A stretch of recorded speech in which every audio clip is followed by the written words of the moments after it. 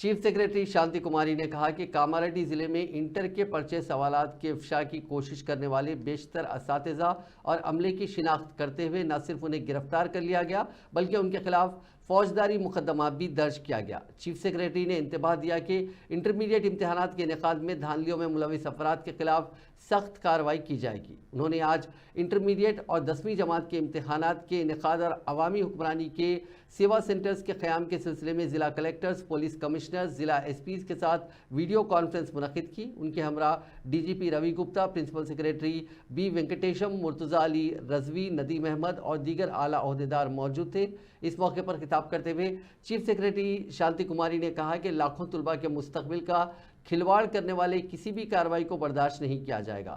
کاماریڈی میں پیش آئے واقعے کا حوالہ دیتے ہوئے انہوں نے کہا کہ انٹر کے پیپر لیک کے جیسے خبر سامنے آئی، اس کی کوشش کرنے والوں کے خلاف کارروائی کی گئی۔ انہوں نے کہا کہ انٹر سال اول اور سال دوم کے امتحانات کے لیے ریاست بھر میں 1521 سینٹرز قائم کیے گئے ہیں، جس میں 9,80,000 طلباء شرکت کر رہے ہیں۔